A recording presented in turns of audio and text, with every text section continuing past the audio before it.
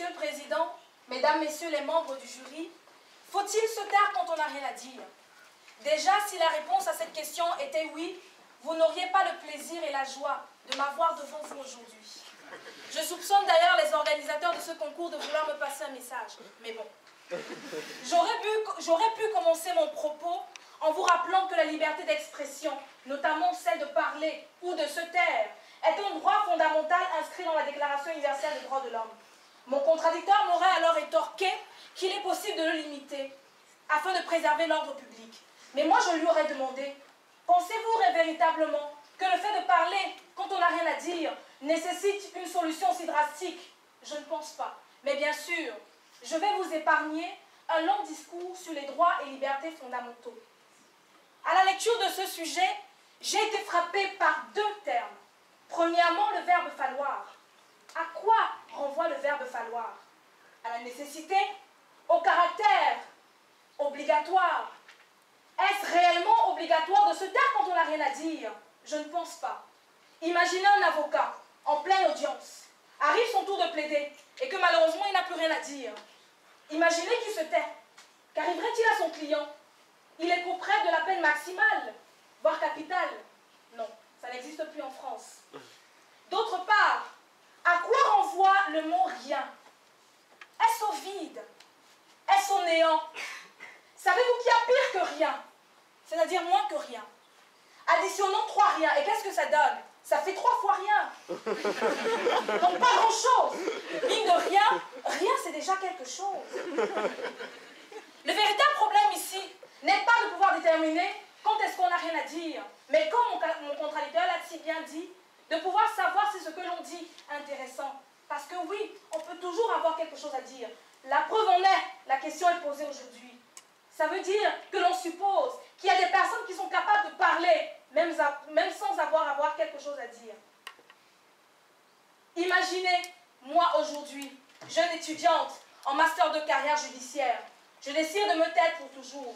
Alors l'ordre des avocats serait bien triste de ne pas avoir comme avocat prochainement.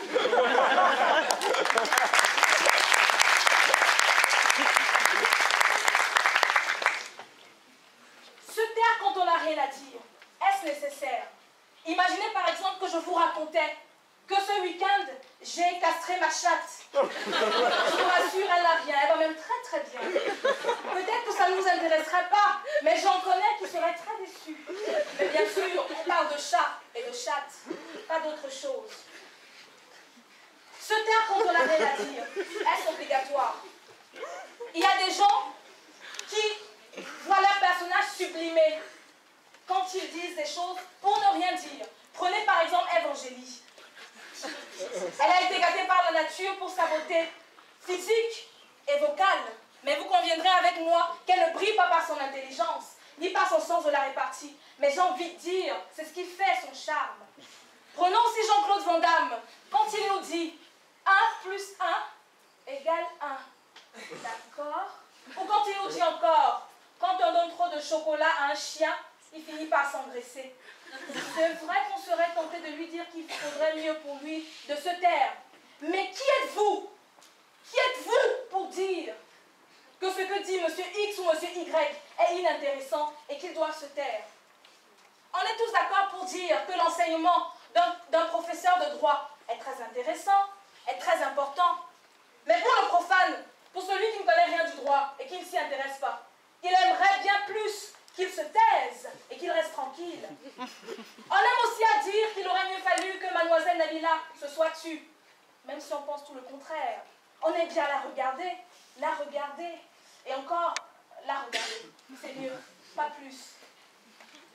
S'il fallait vraiment se taire quand on n'a rien à dire, les dîners et repas de famille se passeraient dans un calme plat. On entendrait à peine le bruit d'une mouche. S'il fallait vraiment se taire quand on n'a rien à dire, alors je ne répondrai pas aux questions des membres du jury du concours Rhétorica, parce que j'ai pas de réponse. S'il fallait vraiment se taire quand on n'a rien à dire, alors je ne répondais pas non plus aux questions de l'examinateur lors d'un oral, ou encore moins celles d'un recruteur lors d'un entretien d'embauche. On n'est pas obligé de se taire quand on n'a rien à dire. De même que lorsqu'on ne dit rien, cela ne veut pas dire qu'on n'a rien à dire. Il y a certaines personnes utilise le silence pour faire passer des messages, des émotions, pour faire passer des mots qu'on pourrait également exprimer par des mots tels que « je t'aime », « tu me manques », je vous rassure, je ne m'adresse pas à vous.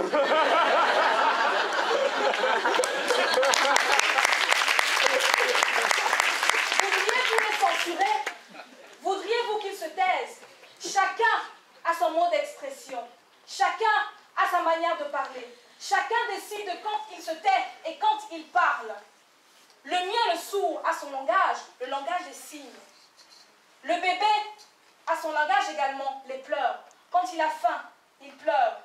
Quand il a envie de se libérer, il pleure. Quand il a mal, il pleure également.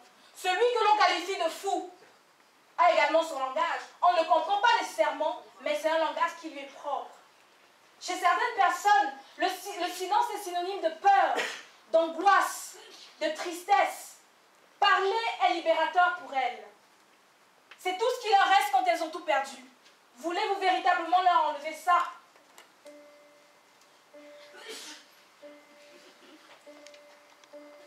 On me l'a souvent dit. Grâce, tais-toi. Alors je me taisais. Je me tairais dans un silence dont il était difficile pour moi de m'extirper. Un jour, je regardais ma mère et je me rappelais de ce qu'avait été sa vie. Une succession de silences. Toute petite, des gens lui avaient fait comprendre qu'elle devait se taire. Alors elle gardait tout pour elle, là, dans son cœur. Elle ne voulait surtout pas que l'on s'aperçoive de la douleur qu'elle avait au fond d'elle. Elle se taisait. Un jour, ce fut trop pour elle. Son cœur se mit à lâcher. Lâcher, lâcher. Elle se mourait tout doucement. Son cœur meurtri n'avait que trop supporté. Les insultes, les moqueries, les humiliations. Et ce fut le déclic pour moi. Je décidai de ne plus jamais me taire, même quand d'aucuns pensent que je n'ai rien à dire. Ne vous censurez jamais, sauf si vous en ressentez le besoin. Et bien sûr dans le respect